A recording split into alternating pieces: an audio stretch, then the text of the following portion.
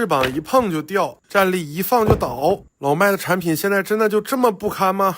那么现在在各位眼前的呢，就是这款产品的包装和玩具主体部分。这款我是微店预定的啊，盲定220块钱入手。然后先介绍一下这款造型的出处吧。这个第6维度战甲呢，出自正义联盟 V4 的第25期和26期啊。此时全能宇宙的这些人呢，要来视察这个 DC 多元宇宙之母帕佩图阿他手底下的这几个孩子打造的这个宇宙，相当于这个领导来视察工作。那自然而然呢，引起了这个世界锻造者的这个恐惧啊，他想要去直接毁掉现有的宇宙，然后打造一个完美的第6维度宇宙来就替代现在的这个世界。那么这套战甲呢，是由第6维度的蝙蝠侠所打造的，但这个蝙蝠侠已经死了，然后他遗留下来了一个叫做子核的物件，就这么一个椅子，相当于是母核的对立面。然后这个子核呢，由主宇宙的蝙蝠侠坐上去之后啊，就直接转化成了这样一个战甲。世界锻造者呢，在主宇宙蝙蝠侠和自己同一战线的情况下呢，希望蝙蝠侠利用这套战甲去改写正义联盟成员们的思想。这套战甲的主要能力并非是它的战斗力有多强，而是它的维度足够的高，可以直接呢修改现实，或者是最主要的是它可以直接判别其他人的心灵，然后对其进行修改啊，就修改对方的道德意识，重塑对方的人格，就相当于是蝙蝠侠穿上这套战甲之后不存在真正的敌人啊，所有人呢意识都可以被其所更改和操作。不过蝙蝠侠并没有用这个战甲对自己的战友使用这样的能力啊，他还是保留了一点时间，然后给超人呢争取了一线希望，最后打破了这个第6维度的存在。所以说这套铠甲的实际出场时间较短，而且也不存在什么特别高光的表现，毕竟它只是一个设定上非常逆天的东西啊。蝙蝠侠没有去真正运用那些个功能。包装盒呢是一个10寸的大小，拿出一个7寸的人偶就能一目了然看到这个巨大的包装了。那还是老麦的正常风格，也写了他的名字，背后有一个漫画里截取的人物插画，还是比较经典的。人物卡呢用的也是这一张，我就不往出拿了，知道怎么回事就行呗。那么首先就看一下这款玩具的大小。其实到手之前呢，很多人说这个东西做小了，或者说太小了，就跟个6寸差不多，装个10寸盒里。但到手之后跟实际的这个7寸的玩具你比一下，你就知道这个东西的身高还是非常高的。把它和最近出货的这个致命玩笑小丑面对面站着，你也能看到无论从体型还是高度上都不小了啊，这个很明显是一个比较大的尺寸。那么在正式介绍开始之前呢，最近因为网上嘛有很多人没有看到外网那些视频，就对它有非常多的这个口诛笔伐。那我们来一一看一下大家关心的这些问题究竟在这个玩具上是什么样的表现。首先就是这个翅膀啊，同模换色，到底它松不松呢？我这款呢是没有进行任何的加固啊，开盒就是这个状态组装上的。那现在我给你们进行各种幅度、各种这个程度的这个摇晃啊，你们自己来判断吧。就是在我的这种情况下，我认为它是不太容易掉的。那么我用手去掰一掰它这个翅膀啊，上下呢也没有网上说的那种就是虚位啊掉来掉去的。那么这里拔掉给大家看一下，那它原本呢用的是一个地狱蝙蝠装的铜模的翅膀，那内部呢也是一个这种8边形还是6边形的卡槽，你可以看到它是一个菱形的东西，所以你插进去之后它是不能旋转的，你需要把它拔下来再去旋转。那我看到很多视频博主是直接在这里边就进行了一个旋转，碍于它胸口的材质呢毕竟还是个软胶，而且不是它原本配的模具啊，你去旋转一定会把这个软胶给它磨成一个圆儿，对吧？这样子的话它当然会松了，因为你破坏它的结构了嘛。这个翅膀呢也保留了原本地狱蝙蝠向后折的这么一个造型吧，看起来收纳起来还行。其实在漫画里这个翅膀呢并不是很大，比现在这个造型呢要小很多，它是一个细而长的有装饰作用的这么一个翅膀。况且对于这个翅膀的全貌的描绘也没有多么的具象啊，就本身这个战甲就不是一块铁一块铁打造出来的这么一个东西，所以说很多人说它这个翅膀的造型啊什么的，我觉得看个人吧，其实我可以接受啊。如果你说它松啊，我觉得老麦的东西大体都是什么样的，你心里应该也有数，可能也有个体的情况发生，但至少我手边的这只没有出现这种情况。就目前这个翅膀而言，在形象上比较接近的同时，它其实还比漫画稍微要大上那么一些。第二个问题啊，是有些没收到货的玩家就反映非常严重的一个问题，就是本款的这个站立稳定性差。那现在呢，我给你们晃晃桌子，你看一下侧面，你们就能知道我晃得很使劲啊，至少这种程度的抖动，不是轻微的地震应该不会有。那你们自己来判断这个站立性到底差不差。开头那段呢是我自己故意把它推倒的，但是你现在结合情况来说，那么这款产品本身就是一个实心的大块头啊，而且尺寸也确实比较的高挑，本身重心不稳呢也就比较的正常。但是至少我手上这款并没有这个站立性不稳的这个问题，我把它各种各样的姿势去摆呢，它都站得住。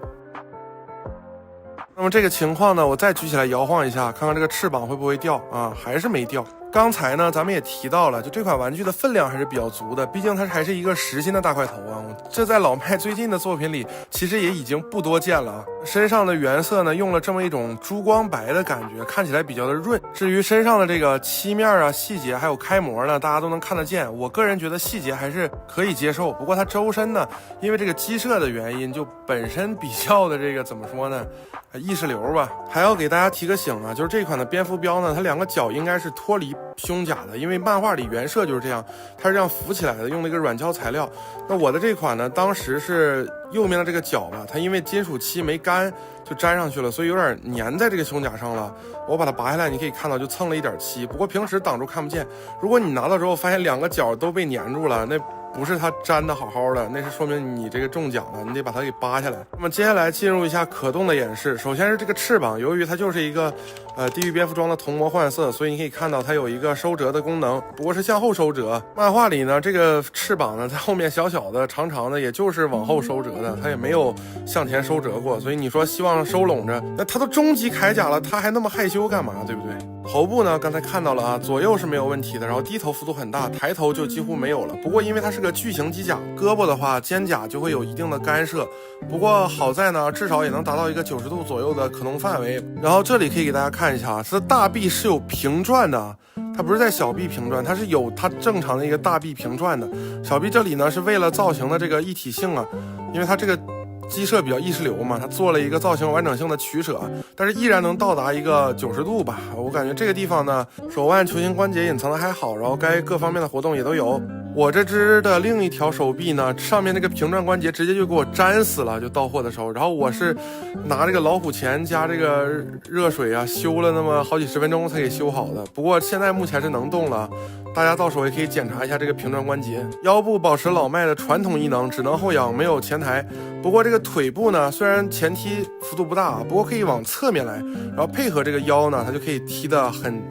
正常了啊，大概90度左右。大腿根呢，竟然也有平转啊，你可以看到。然后膝部是一个范围非常大的双关节，可以直接达到一个大腿和小腿接触的这么一个程度吧，将近180度了。然后脚腕呢接地啊、旋转、前踏什么的都有。有人说这个脚腕黑色的球冠应该是跟膝盖和手部的语言进行一个呼应，因为你可以看到这个机甲所有关节处都用了这么一个黑色的配色，它这个地方应该是没有问题的。拿出一个布鲁可的积木人啊，弹还算体型比较大的，这个比例呢才是漫画里他跟其他人的一个大致的比例啊，甚至其他人要比这个还小。所以说老麦其实只是把一个巨物呢做成了这么一个单盒的10寸大盒啊，这个东西并不是正正好好穿在人身上的一个机甲，它是个巨型机甲呀，所以这个身材比例本身你也可以看到胳膊和腿都很长。虽然老麦一贯有长腿的毛病，但这个机甲在漫画里我也说了比较意识流啊。不过老麦有没有问题呢？也有啊，比较抽象的呢就是他把裙甲在漫画里因为距离所产生的两片的透视做成了一个直接就是不对称的设计，裙甲还真的就是一长一短啊，这个比较诡异。总结的话要我怎么说呢，就是说玩具这个东西我建议还是到手了之后你再看，无论你是笑话它也好还是怎么样也好。新麦呢对于大部分的产品呢不够那么的认真啊，这也是确确实实它值得挨骂的理由。但是现在呢很多对于新麦的讨论主要就是围绕着对于这个品牌本身的一种厌恶吧。那么实际上我收到这款产品呢还是说非常令我满意的。首先是老麦愿意尝试这个市场上目前，我说的是目前啊，还没有人愿意尝试的题材。另外呢，也是相对来说比较还原漫画的这么一个形象啊，并不是彻底的一个修改或者是魔改。所以说，如果你喜欢呢，你也根本就没得选。那么我觉得它作为一个比较高的一个大块头，而且是有实心的一个分量。然后整体的气势也比较的足，再加上它蝙蝠侠终极战甲的这么一个设定，在我的这个入手价，或者说它之后进行一定的降价呢，我觉得这都还算是一款相对来说不错的老迈大块头。当然问题是有的，问题当然是有的，包括这个翅膀的铜模呀，包括一些细节的这种不考据啊，都存在。但我觉得网络上的一些个对于这款产品的声讨就没有停留在很核心的问题上就单纯是我感觉这个定论下的可能有点操之过急了。这也就是我做这期视频的主要原因呢。如果你是预定的朋友，你真的很喜欢这个造型，或者你了解这个背景故事，然后你确实也很期待，那你不妨收到手看一下，对不对？毕竟也不是多贵的东西。但如果你说这个东西说白了，你本身对这个造型也不是特别的了解，甚至就只是喜欢它一个头衔，那我觉得没有这个也压根儿无所谓。OK， 本期的分享就到这里，喜欢我的内容就请点赞、收藏、加关注，你的支持是我更新最大的动力。也可以加入我们的聊天群，与我们一起聊玩具、理解爱、分享快乐。我是重感冒的鲨鱼，我们下期不见不散，拜拜。